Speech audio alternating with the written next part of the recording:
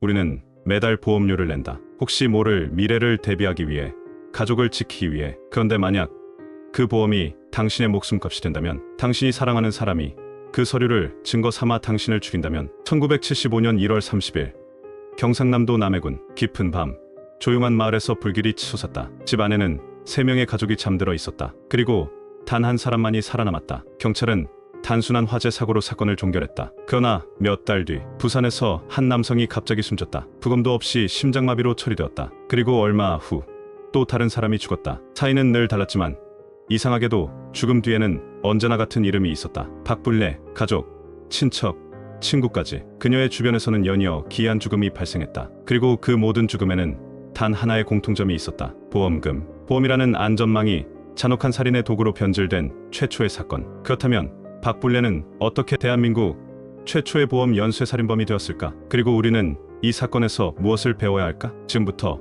대한민국 최초의 보험 연쇄살인 사건을 파헤쳐보자. 1973년 부산. 박불례는 한숨을 쉬었다. 텅 빈 쌀독을 내려다보며 계산기를 두드렸다. 어떻게 해도 돈이 부족했다. 그때 시장에서 우연히 마주친 국민학교 동창이 그녀를 불렀다. 야, 오랜만이다. 요즘 어떻게 지내? 박불례는 씁쓸하게 웃었다. 사는 게 다 그렇지 뭐. 친구는 그녀를 가만히 보더니 갑자기 한 가지 제안을 꺼냈다. 보험 들어볼래? 요즘 다들 들어. 조금만 내면 나중에 큰 돈 받을 수 있어.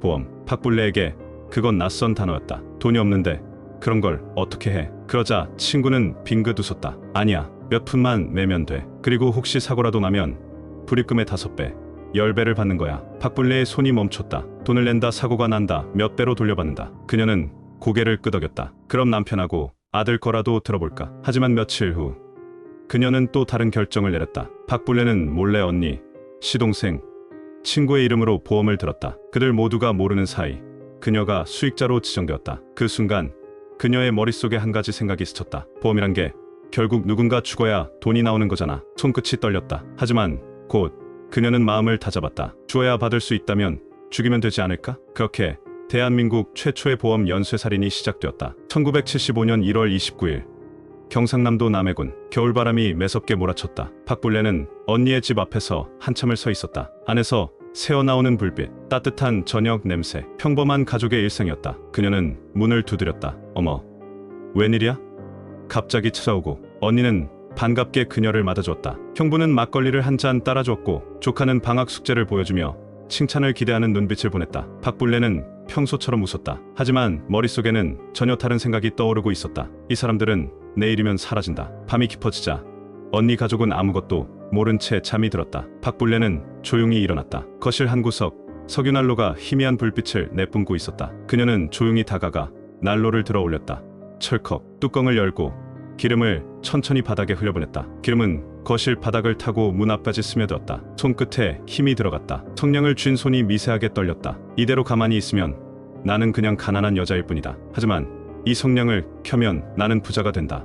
촥! 성냥불이 타올랐다. 순식간에 기름을 따라 불길이 번졌다. 펑! 폭발음과 함께 석유난로가 터져나왔다. 그 순간 안방에서 비명이 터져나왔다. 엄마, 불이야. 형부는 기어 나와보려 했지만 이미 온몸이 불길에 휩싸였다. 언니는 딸을 감싸 안은 채 숨이 막혀 헛구역질을 했다.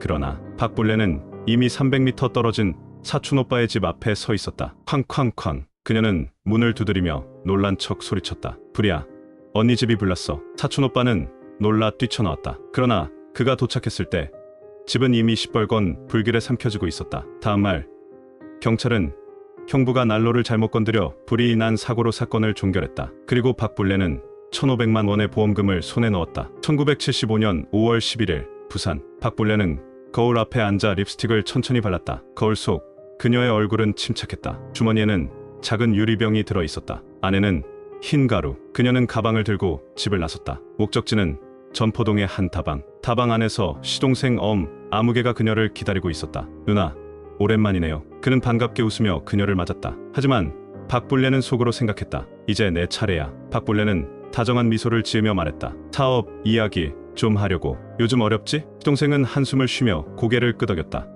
네, 돈이 많이 필요해요. 그녀는 자연스럽게 우유 한 잔을 그의 앞으로 밀었다. 속도 편할 겸 이거 마셔. 우유 좋아하잖아. 엄씨는 별 의심 없이 우유를 한 모금 들켰다. 그 순간 박불레는 살짝 미소를 지었다. 왜냐하면 그 우유에는 극약이 타져 있었기 때문이다. 몇 분 뒤 시홍생의 얼굴이 창백했다. 그는 갑자기 숨을 깊이 들이마시더니 이마에 땀이 송골송골 내쳤다. 누나 뭔가 이상해요. 박불레는 태연하게 커피를 마셨다. 괜찮아. 좀 쉬면 나아질 거야. 그러나 그의 손이 떨리기 시작했다. 눈동자는 위로 굴러갔고 목에서 거친 숨소리가 새어나왔다. 그 테이블 위에 놓인 손가락이 가늘게 경련을 일으켰다. 누나. 그 순간 그의 몸이 앞으로 고꾸라졌다. 잔이 넘어졌고 우유가 바닥에 흘러내렸다. 박불레는 조용히 컵을 내려놓았다. 누구 없어요. 사람 좀 살려주세요. 박불레는 갑자기 다급한 표정으로 소리쳤다. 다방 직원들이 놀라 달려왔고 급히 병원으로 옮겼다. 하지만 모든 게 너무 빨랐다. 엄씨는 병원에 도착하기도 전에 숨을 거두었다. 의사는 사망 원인을 심장마비로 결론 내렸다. 평소 심장이 좋지 않았던 탓에 부검조차 진행되지 않았다. 그렇게 박불레는 두 번째 살인을 저질렀다. 피 한 방울도 흘리지 않고 단 한 잔의 우유만으로 그녀는 곧바로 보험사를 찾아왔다. 동서에게 보험금이 나올 텐데 내가 대신 처리해줄게. 그리고 이번에도 그녀는 보험금을 청구했다.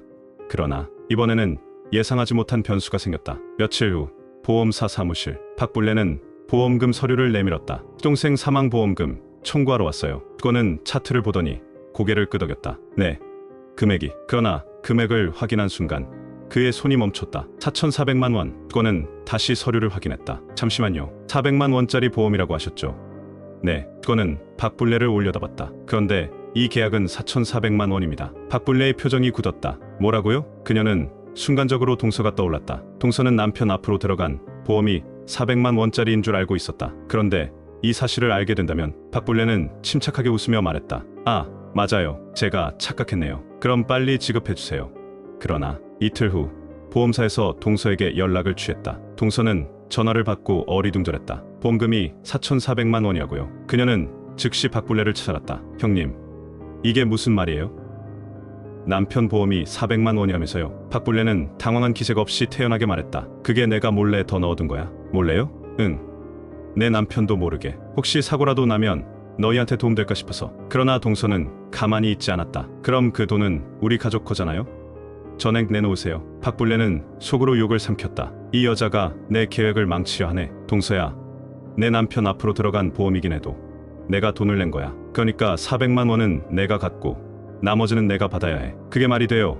남편이 죽어서 나온 보험금인데 형님이 왜 가져가요? 동서는 점점 목소리를 높였다. 전액 내놓으세요. 박불레는 순간적으로 이 상황을 빠져나갈 방법을 고민했다. 이렇게 소리 지를 문제 아니야. 나중에 이야기하자. 그러나 동서는 이미 의심을 품기 시작했다. 이거 경찰에 물어봐도 될까요? 그 말에 박불레의 손끝이 움찔했다. 그녀는 동서의 눈을 노려보았다. 경찰, 그럴 필요까지야 있겠어. 이 갈등은 결국 보험사에도 전달되었고 보험사는 처음으로 이 사건 뭔가 이상하다 라는 생각을 하게 되었다. 보험사 직원들은 박불레의 기록을 다시 검토했다. 잠깐, 이 사람 이름이 익숙한데요. 직원들은 그녀의 이름을 검색했고 놀라운 사실을 발견했다. 박불레는 최근 몇 년 동안 너무 많은 보험금을 청구하고 있었다. 1975년 1월 언니, 형부, 조카 사망보험금 청구, 1975년 5월 시동생 사망보험금 청구, 1974년 친구 사망보험금 청구. 패턴이 보였다. 그리고 그 모든 사건에서 박불레는 유일하게 이득을 본 사람이었다. 이건 단순한 우연이 아닙니다. 보험사는 즉시 경찰에 이 사건을 정식으로 보고했다. 그 순간 박불레는 처음으로 경찰의 시야에 들어왔다. 1977년 부산지방경찰청 경찰서에 한 남자가 찾아왔다. 그는 2년 전 군대에 있어서 가족의 죽음을 피했던 박불레의 조카, 즉 언니의 아들이었다. 저희 부모님이 돌아가셨을 때 전 군대에 있었습니다. 그때는 사고라고 생각했는데 이상한 점이 있습니다. 그는 경찰에 두 가지 의문을 제기했다. 첫째, 화재가 발생한 날 이모 박불레만이 살아남았다. 둘째, 부모님이 사망한 후 보험금을 수령한 것도 이모였다. 경찰은 보험사로부터 넘겨받은 박불레의 기록을 다시 살폈다. 그리고 충격적인 사실을 발견했다. 언니, 가족이 사망한 화재 사건 유일한 생존자 박불레, 동생이 사망한 독살 사건 보험금 수익자 박불레, 친구가 사망한 사건 역시 보험금 수익자 박불레. 이건 단순한 사고가 아니다. 경찰은 박불레를 보험금을 노린 연쇄살인의 유력한 용의자로 지목하고 정식으로 수사에 착수했다. 경찰은 박불레의 행적을 철저히 조사하기 시작했다. 첫 번째, 화재 사건. 사고로 결론났지만 형부가 평소 중풍을 앓고 있어 석유난로를 직접 옮기는 것이 불가능했다는 점이 확인됨. 불이 난 직후 박불레가 가장 먼저 현장을 떠났다는 증언 확보. 두 번째, 시동생 사망 사건. 당시 다방에서 함께 있던 손님과 종업원들의 진술을 통해 박불레가 시동생에게 우유를 권했고 사망 전 이상한 증상을 보였다는 진술 확보. 시신은 부검 없이 화정되었지만 사망 원인을 심장마비로 결론 내린 의사가 당시 정확한 원인을 알 수 없었다고 증언. 세 번째, 친구 사망 사건. 박불레가 친구 앞으로 보험을 들어놓고 있었으며 사망 후 보험금을 챙긴 뒤 곧바로 해약했던 사실이 드러남 증거들이 하나둘씩 모이기 시작했다. 경찰은 마침내 박불레를 체포하기로 결정했다. 1977년 5월 30일 부산. 박불레는 시장에서 생선을 고르고 있었다. 오늘도 평소처럼 흥정을 하고 태연하게 채소값을 계산했다. 그 순간 박불레 씨 맞습니까? 경찰이 다가왔다. 네. 그런데요. 당신을 살인 및 보험 사기 혐의로 체포합니다. 주변이 술렁이기 시작했다. 시장 상인들, 장을 보던 사람들 모두가 이 평범한 여인이 살인 혐의로 체포된다는 사실을 믿을 수 없었다. 아니, 저 사람이 무슨 일이래? 살인이라고? 보험금을 타려고? 사람들의 시선이 그녀를 찔렀다. 그제야 박불레의 얼굴에 처음으로 흔들림이 스쳤다. 무슨 근거로 저를 체포하는 거죠? 경찰은 단호하게 말했다. 당신이 가입한 보험, 그리고 그 보험금이 흘러간 곳을 보면 답이 나옵니다. 박불레의 얼굴이 굳었다. 그러나 그녀는 끝까지 침착한 척했다. 경찰은 그녀의 양손에 수갑을 채웠다. 그녀는 마지막으로 시장을 둘러봤다. 그리고 경찰차에 오르며 마지막 한마디를 남겼다. 내가 뭘 그렇게 잘못했나요? 그녀의 목소리는 차분했다. 마치 진짜로 죄책감이 없는 사람처럼. 1978년 부산지방법원. 박불레는 법정에 앉아 있었다. 방청석은 가득 찼고 모두가 이 희대의 연쇄살인범을 보기 위해 몰려왔다. 검사가 단호한 목소리로 말했다. 피고인은 5명의 목숨을 앗아갔습니다. 그 목적은 단 하나, 돈이었습니다. 법정에는 그녀의 범행 수법이 낱낱이 공개되었다. 보험 가입 기록, 범행 전후의 행적, 보험금을 타낸 내역까지 모든 것이 명확했다. 하지만 정작 박불레는 담담했다. 증언이 나올 때도, 피해자 가족이 눈물로 호소할 때도 그녀의 표정에는 미동도 없었다. 오히려 그녀는 변호사에게 느긋하게 속삭였다. 이러다가 감형되는 거 아닌가요? 판사가 그녀를 바라보았다. 피고인은 반성하지 않습니까? 박불레는 천천히 고개를 들었다. 그리고 매우 평온한 얼굴로 답했다. 전 그냥 살았을 뿐이에요. 그녀의 태도에 방청석에서 분노의 탄성이 터져나왔다. 결국 판사는 무겁게 입을 열었다. 박불레에게 사형을 선고한다. 그 순간 법정이 술렁였다. 그러나 정작 박불레는 눈 하나 깜짝하지 않았다. 오히려 그녀는 작게 웃었다. 마치 이런 결말도 예상했다는 듯이. 1983년 7월 9일 부산구치소. 박불레는 사형장으로 향했다. 사형이 확정된 지 5년 만이었다. 그녀는 교도관들에게 마지막으로 물었다. 담배 한 대 피워도 돼요? 교도관은 조용히 고개를 저었다. 그러자 그녀는 작게 한숨을 쉬며 담담하게 형장으로 걸어갔다. 눈을 가리는 검은 천이 씌워졌다. 그리고 목에 밧줄이 걸렸다. 마지막으로 교도관이 물었다. 하고 싶은 말이 있습니까? 그녀는 몇 초 동안 침묵했다. 그리고 아주 짧게, 없어요. 그녀의 마지막 말이었다. 그 순간 땅이 꺼지는 듯한 소리와 함께 박불레의 몸이 허공으로 떨어졌다. 대한민국 최초의 보험 연쇄살인범. 그녀는 그렇게 사라졌다. 하지만 이 사건이 남긴 질문은 아직 끝나지 않았다. 박불레는 보험이라는 제도를 이용해 자신의 가족과 친구들을 죽였다. 돈이 그녀를 이렇게 만들었을까? 아니면 원래 그녀 안에 그런 어둠이 숨어 있었던 걸까? 그리고 우리는 이 사건에서 무엇을 배워야 할까? 보험은 안전망이 아니라 누군가에게는 살인의 동기가 될 수도 있다. 지금 이 순간에도 완벽한 범죄를 꿈꾸는 사람이 어딘가에 존재할지도 모른다. 여러분은 이 사건을 어떻게 생각하시나요? 댓글로 여러분의 의견을 남겨주세요.